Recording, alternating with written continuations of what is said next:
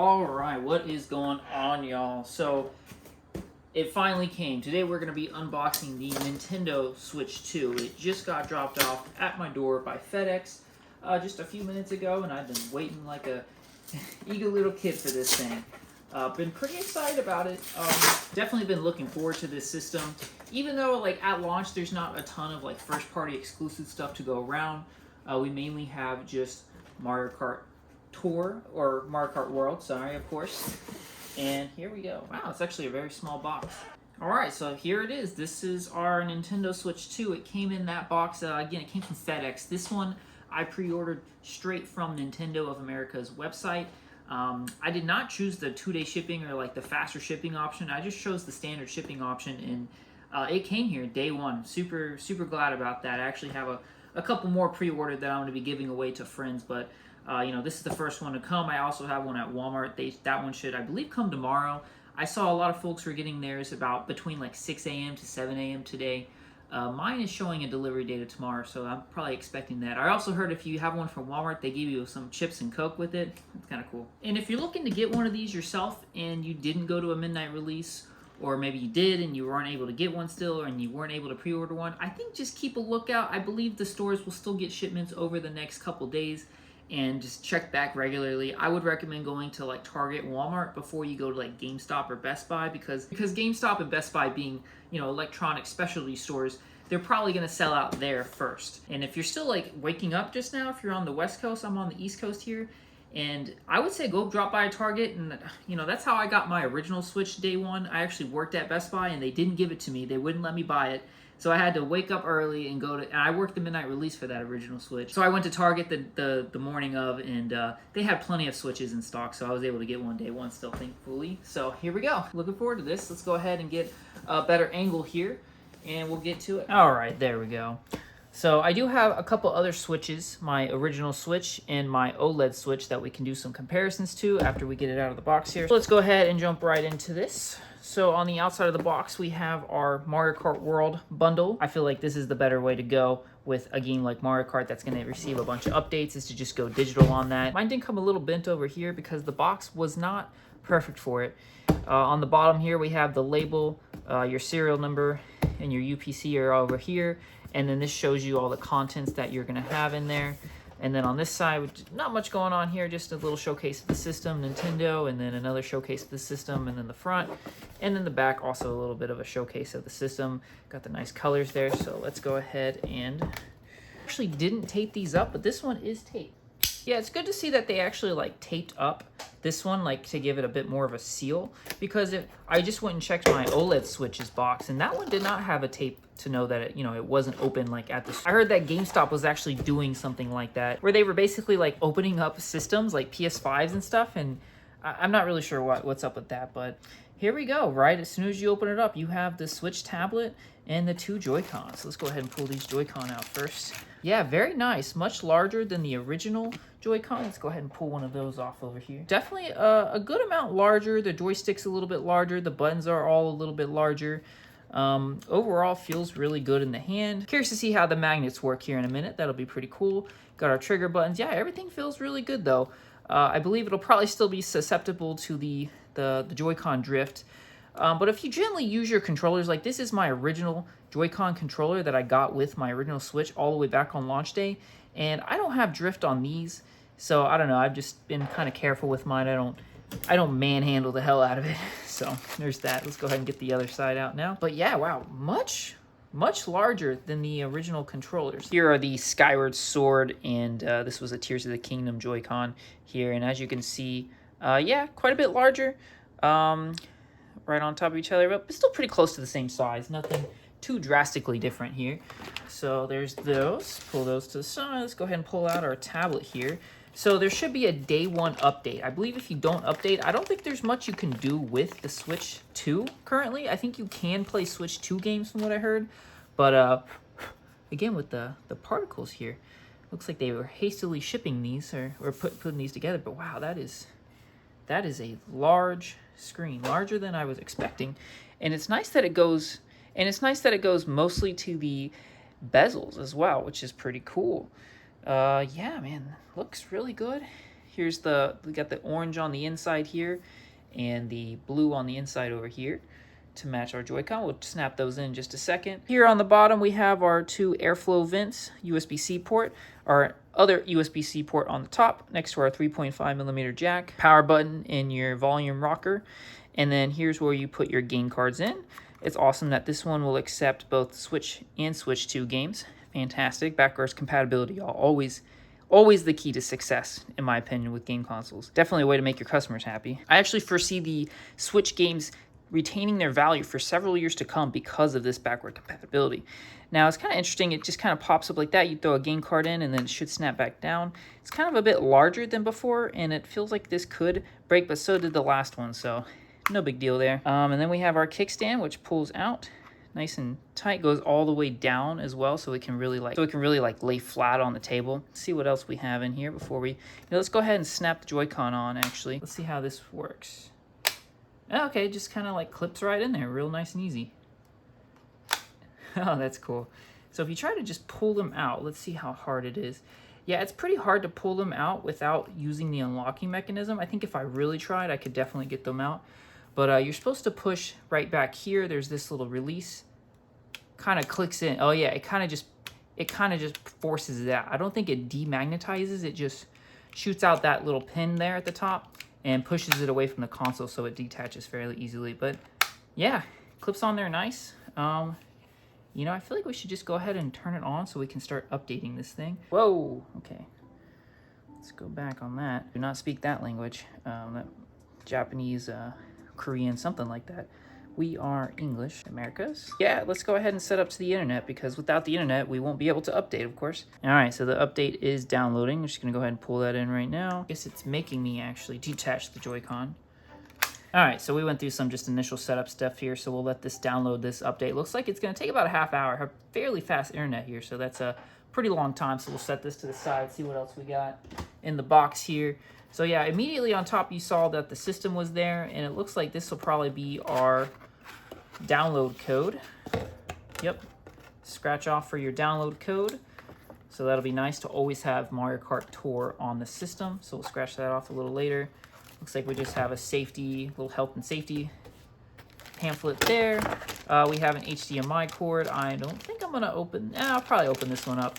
It is an ultra high speed, so I'm guessing this is probably if it's ultra high speed, that probably means it's a 2.1 cable, even though the Switch 2 unfortunately does not have a 2.1 port on the HDMI, that is 2.1 port on the dock, from my understanding, from what I've looked up. So this system will not be able to do 4K 120 FPS, but it can do 4K 60 FPS, but it can also do 1080p 120 FPS at least. And you know, most games probably aren't going to be in 4K anyway. They'll probably like be upscaled to 4K, but they'll be you know, their native resolution will be 1080. So we should hopefully still get some 120 hertz games on the system.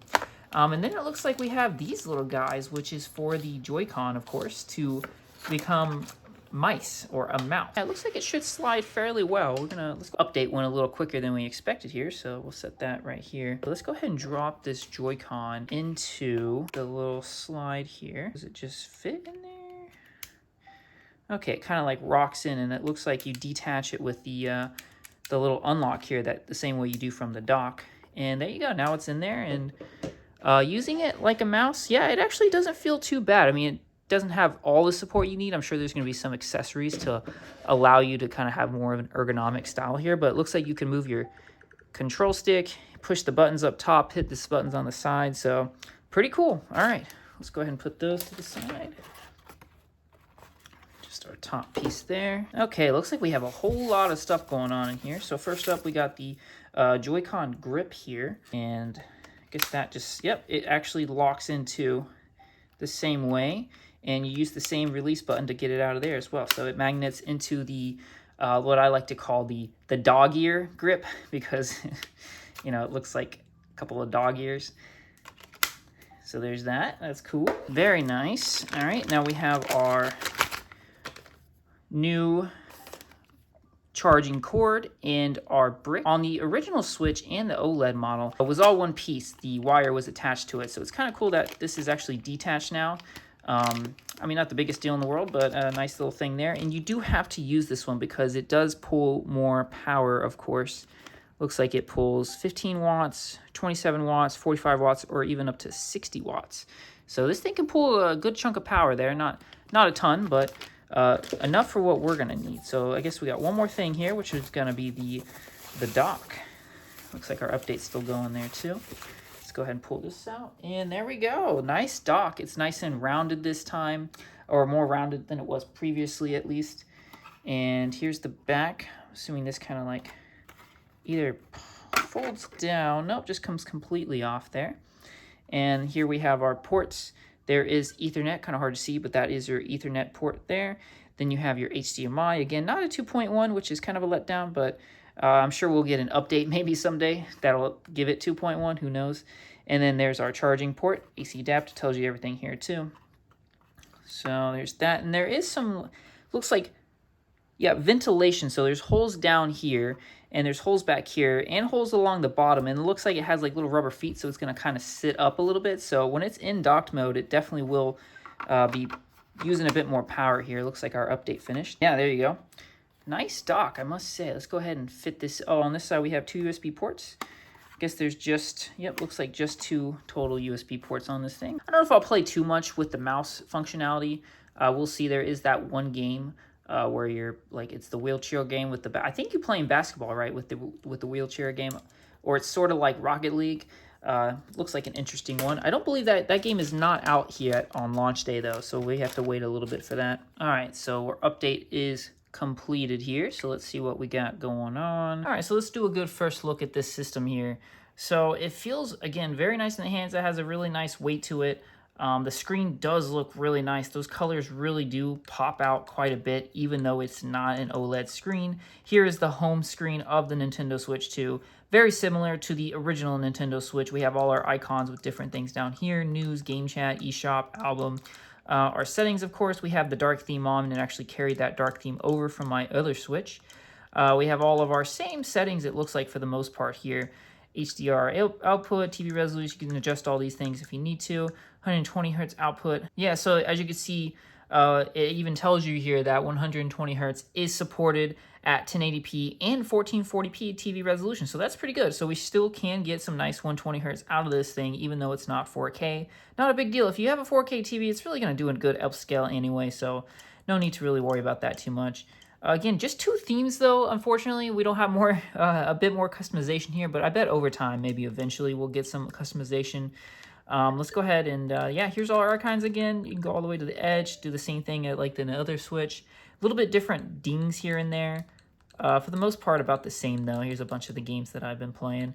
Have a lot more than this. Just this is only what was on my Switch OLED. Yeah, I would say the sticks here do feel like, I heard someone say quiet. I thought they were talking about the Switch Pro controller, but the sticks feel very nice. Could probably still get drift, but they are larger. The face buttons are much larger than the original Joy-Con. Like, look at that difference. Definitely makes a big difference. You'd be surprised, like especially the little joysticks on these two. These bigger ones, much better. And got those nice little color accents. The all black look looks sleek. Switch 2 on the back again.